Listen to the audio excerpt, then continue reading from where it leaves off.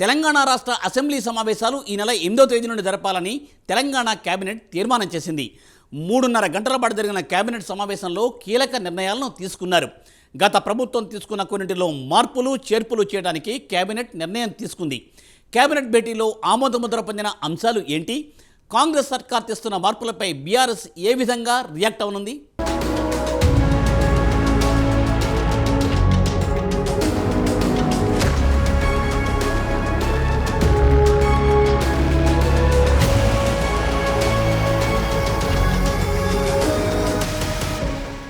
Telangana assembly సమావేశాలు ఈ నెల 8వ తేదీ నుంచి ప్రారంభం కానున్నాయి. మొదటి రోజు గవర్నర్ ప్రసంగం ఉండనుంది.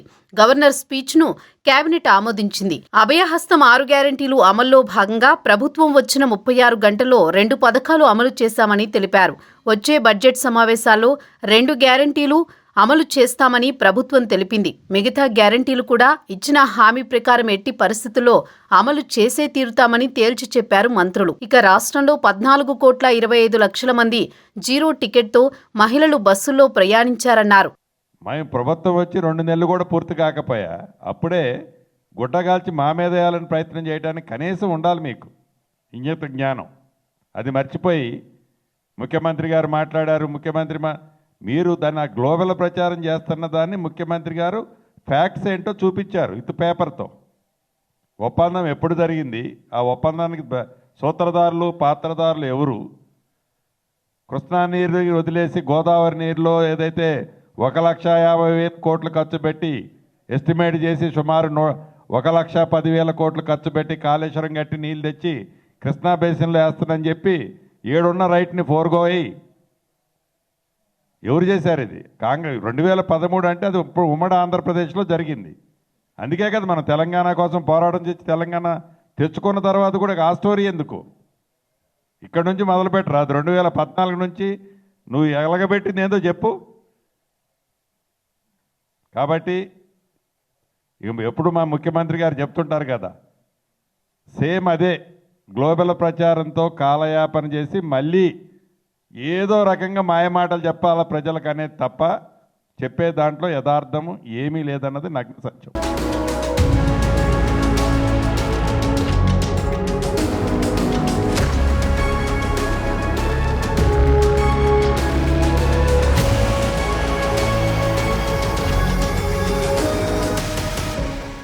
కాంగ్రెస్ పార్టీ ఇచ్చిన 6 గ్యారంటీలపై అమలు కష్టమే అని ప్రతిపక్షాలు చేస్తున్న విమర్శలపై మంత్రులు ఘాటుగానే స్పందించారు. ప్రతిపక్షాల నాయకులు అవాకులు చెవాకులు పేల్చారో వారి నోటికి ప్లాస్టర్ వేసేలా మరో 2 పథకాలను అమలు చేస్తామన్నారు. కులగణనకు ఆమోదం తెలిపామని పేర్కొన్నారు. అందశ్రీ రాసిన జయ జయ హే పాటను తెలంగాణ రాష్ట్ర గేయంగా మార్చుతూ ఆమోదం పొందినట్లు తెలిపారు. రాచరిక పాలనా గుర్తులను చెరిపివేస్తూ తెలంగాణ రాష్ట్ర కొత్త చిహ్నంకు ఆమోదించినట్లు, కొత్త తెలంగాణ తల్లి విగ్రహం ఏర్పాటుకు ఆమోదం, టీఎస్ నుంచి టీజీగా మార్పులు చేస్తున్నట్లు తెలిపారు.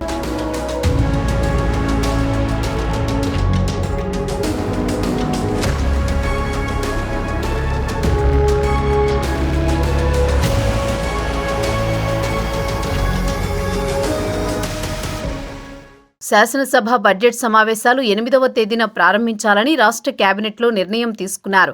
సమావేశాలు ఎన్ని రోజులు నిర్వహించాలనేది గవర్నర్ ప్రసంగానికి ధన్యవాదాలు తెలిపిన తర్వాత బీఏసీలో నిర్ణయం తీసుకుంటారని మంత్రి శ్రీధర్బాబు తెలిపారు. తొలి రోజు ఉభయ సభల సంయుక్త సమావేశంలో గవర్నర్ ప్రసంగిస్తారు. గవర్నర్ ప్రసంగానికి మంత్రిమండలి ఆమోదం తెలిపింది. మరో 2 గ్యారంటీల హామీల అమలుపై కేబినెట్ చర్చించింది. రాచరికపు పునాదుల నుంచి త్యాగానికి, పోరాటాలకు ప్రతిరూపంగా తెలంగాణ సంస్కృతిని, తెలంగాణ జీవన విధానాన్ని, కళారూపాలను పునరుజ్జీవింపజేయాలని, తెలంగాణ పునర్నిర్మాణంతో పాటు పునర్నిర్వచించుకోవాలని కేబినెట్ తీర్మానం చేసింది.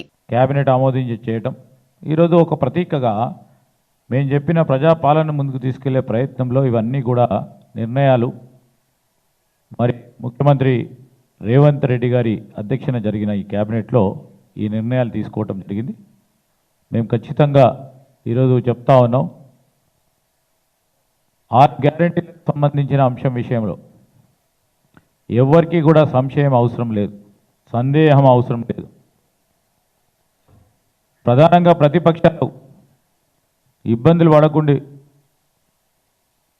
మేము ఈరోజు మీ రాష్ట్ర ఖజానాను ఖాళీ చేసిన ఇబ్బంది పడైనా రాష్ట్ర ప్రజలకు ఇచ్చిన హామీను తప్పకుండా నిలబెట్టి ముందుకు తీసుకెళ్తాం. దానిలో భాగంగానే మరో 2 గ్యారంటీస్ని కూడా అతి త్వరలో మరి అసెంబ్లీలో ముఖ్యమంత్రి గారు మరి ప్రకటన చేయటం జరుగుతుందని మీ అందరికీ మనవి చేస్తూ సెలవు తీసుకుంటాను.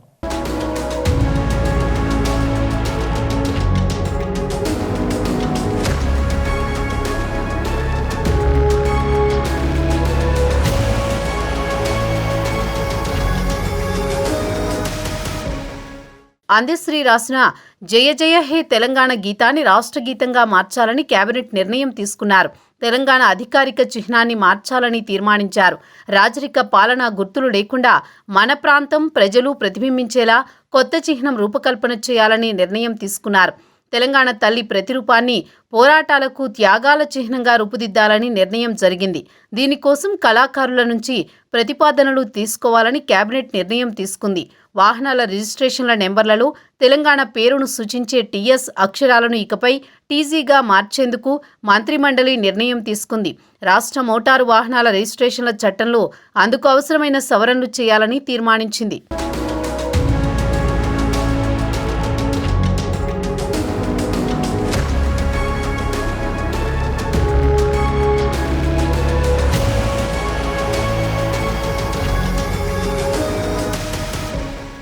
హైకోర్టుకు 100 ఎకరాల భూమిని కేటాయించేందుకు మంత్రిమండలి ఆమోదం తెలిపింది.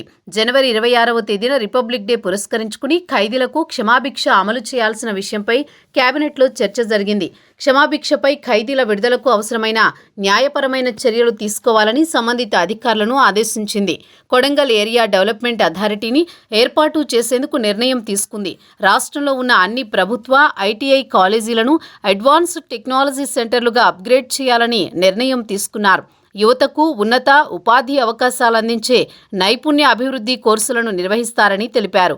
తెలంగాణ రాష్ట్ర ప్రభుత్వం చెప్పిన ప్రకారం సంవత్సర కాలంలో 2 లక్షల ఉద్యోగాలను భర్తీ చేస్తామని తెలిపారు మంత్రి శ్రీధర్ బాబు.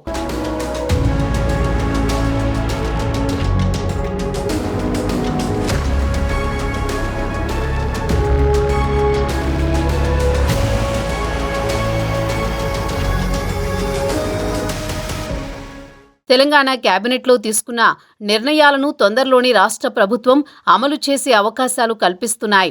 ఇప్పటికే అధికారులకు పలు సూచనలు చేసినట్లు సమాచారం. చూడాలి మరి కాంగ్రెస్ సర్కార్ చేస్తున్న మార్పులు చేర్పులపై ప్రతిపక్ష బీఆర్ఎస్ ఏ విధంగా స్పందిస్తుందో అన్నది.